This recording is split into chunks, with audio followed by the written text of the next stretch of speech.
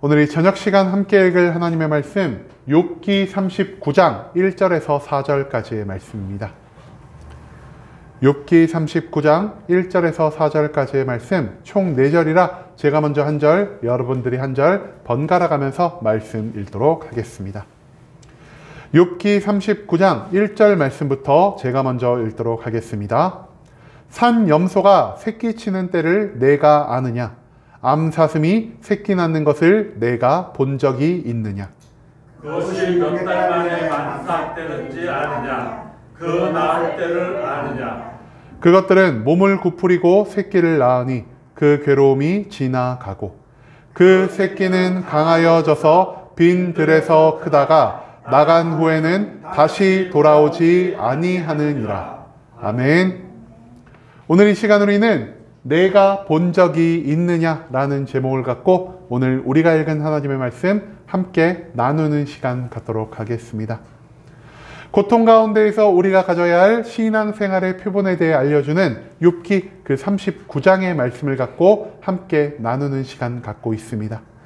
오늘 본문 말씀 가운데에서 우리는 자연 만물을 다스리고 보호하시는 하나님의 사랑의 모습에 대해서 배울 수 있게 될 것입니다.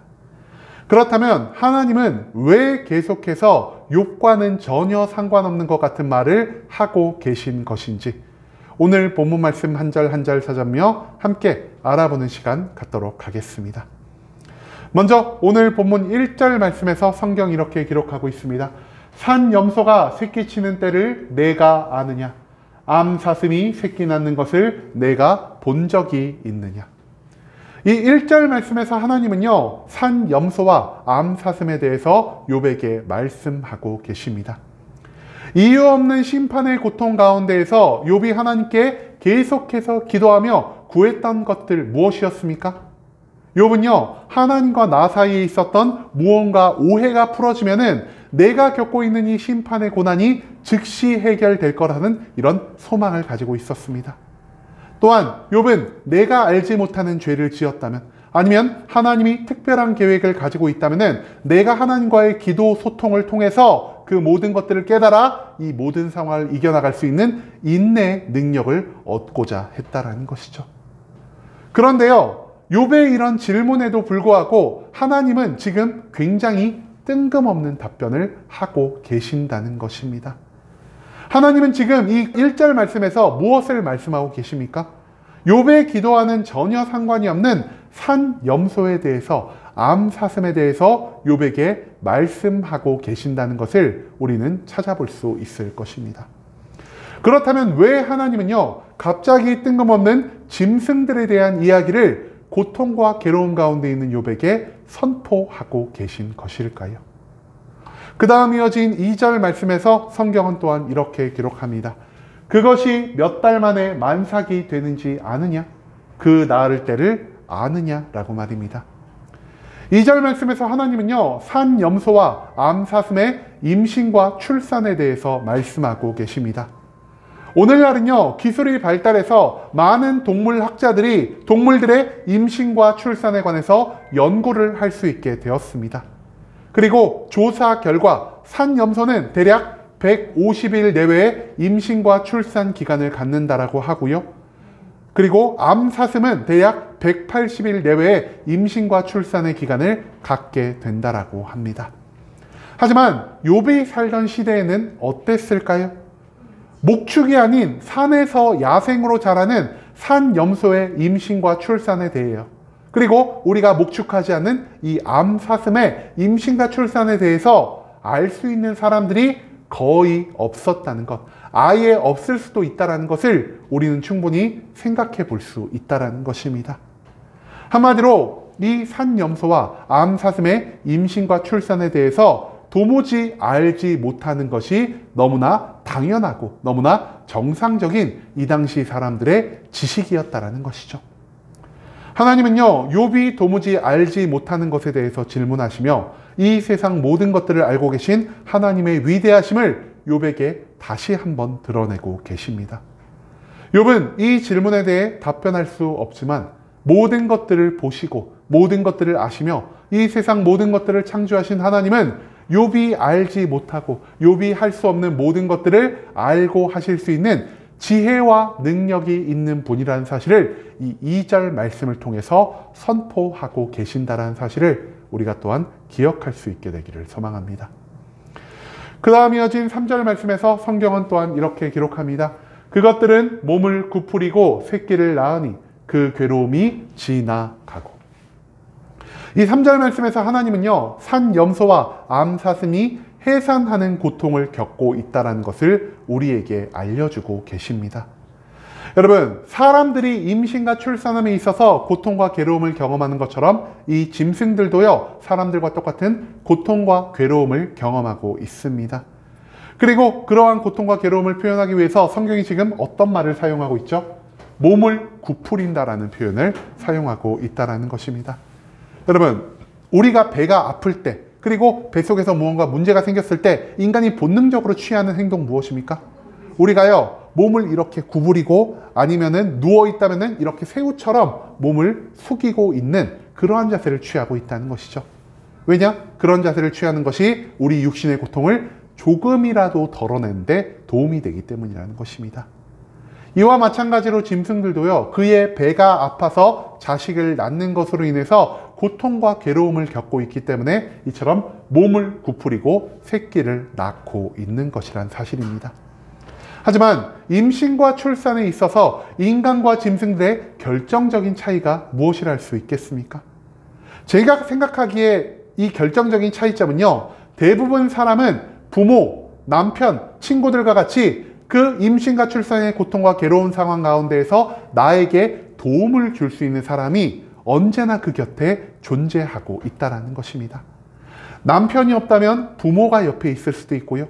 부모가 없다면 친구가 곁에 있을 수도 있고요. 친구가 없다면 최소한 의사 선생님이나 간호사들이 그들의 곁을 지켜주고 그들에게 도움을 줄 수 있게 된다는 것이죠. 하지만 짐승들은 어떻습니까? 짐승들이 임신하고 출산하는 과정에서 특별히 그들의 남편이, 그들의 부모가, 그들의 친구가 짐승들의 곁에서 그들에게 음식을 가져다 주고 그들의 곁에서 임신과 출산을 돕는 것, 여러분들 흔하게 보실 수 있으십니까? 우리가 그런 것들요, 거의 찾아볼 수가 없다라는 것입니다. 임신과 출산은 굉장히 괴롭고 힘든 일이지만 누군가의 도움이 있기 때문에 인간은 이 모든 시간들을 버텨내고 인내할 수가 있습니다. 하지만 이와는 달리 그 누구의 도움도 없는 짐승들은요, 임신과 출산의 고통과 괴로움 가운데 홀로 방치될 수 있다는 것을 우리는 이 말씀을 통해서 생각해 볼 수 있다는 것이죠. 하지만 그럼에도 불구하고 이 짐승들이 무사히 새끼들을 출산할 수 있는 그 이유는 무엇이라 할 수 있겠습니까?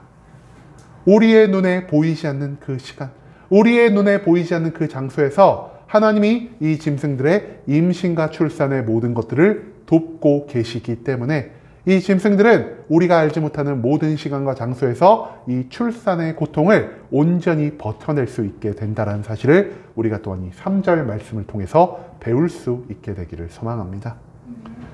마지막 4절 말씀에서 성경 이렇게 기록합니다.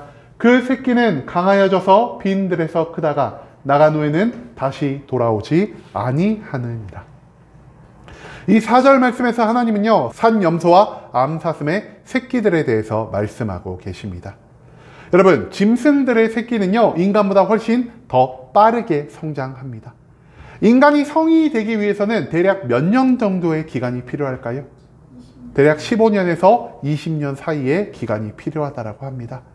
한마디로 15년에서 20년 그 사이의 기간 동안 인간은 자신들의 부모 밑에서 계속해서 양육과 교육을 받을 수 있게 된다는 것이죠. 하지만 짐승들은 어떻죠? 짐승들은요, 1년만 지나고 2년만 지나면 거의 성체의 크기로 성장을 할 수 있게 됩니다. 한마디로 그 1, 2년 후에는 짐승들은 부모의 양육을 떠나서 이제 이 세상 밖에 나아가 홀로 서기를 하는 과정을 경험해야 한다는 것이죠. 그럼에도 불구하고, 즉 그들의 짧은 성장 기간에도 부모가 그들을 오랫동안 챙겨주지 못함에도 불구하고 그 짐승의 새끼들이 세상 가운데 나아가 끝까지 성장하고 또 다른 가정을 이루고 계속해서 생육하고 번성할 수 있는 그 이유가 무엇이라 할 수 있겠습니까?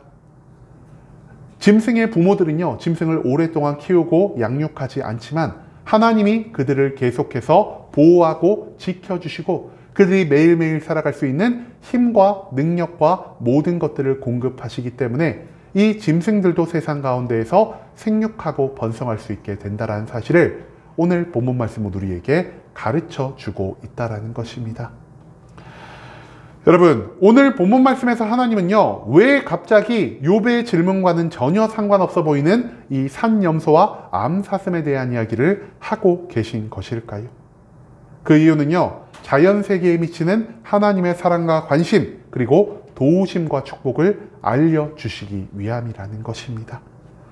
우리가 정말 대수롭지 않게 여기는 산염소나 암사슴도 하나님의 축복 가운데에서 생육과 번성의 모든 것들을 감당하고 있는 것을 바라보며 하나님이 누구보다 사랑하고 아끼는 우리 인간들에게는 하나님이 더욱 큰 축복을, 더욱 큰 보호하심을, 더욱 큰 인도를 제공해 주실 수 있다는 사실을 우리는 배울 수 있게 된다는 것입니다.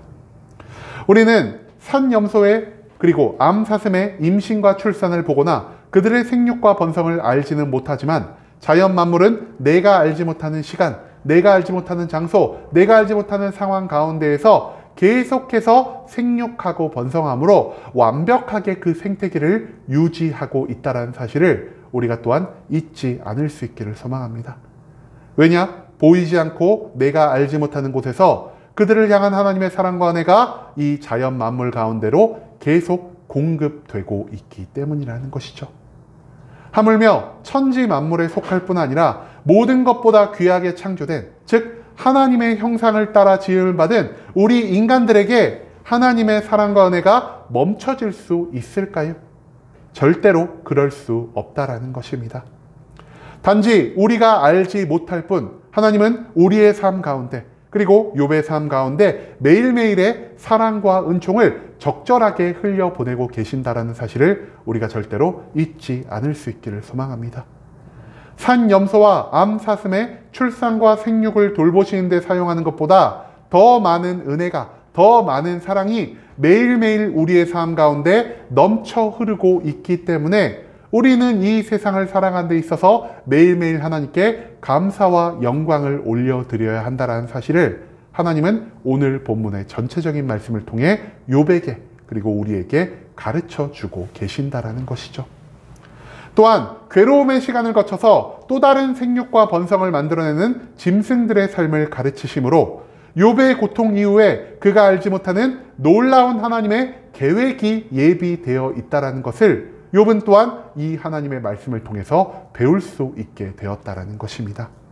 즉 지금의 고통 속에서 하나님은 욥과 언제나 함께하고 계시며 욥을 향한 관심과 사랑을 절대로 멈추지 않고 계시며 무엇보다 그 고통이 끝날 때 욥은 하나님의 놀라운 계획에, 하나님의 놀라운 영광에 동참할 수 있는 기회를 얻을 수 있게 된다는 사실을 하나님은 이 말씀을 통해서 우리들에게 가르쳐주고 계신다는 것입니다. 여러분, 이제는 고통과 괴로움 속에서 우리가 홀로 버려졌다는 이런 어리석은 생각을 모두 내려놓을 수 있기를 소망합니다. 우리가 대수롭지 않게 여기는 들짐승들에게까지 넘치는 하나님의 사랑과 은혜가 우리를 위해서는 더욱더 많이 예비되었음을 우리가 확신하며 나아갈 수 있기를 원합니다.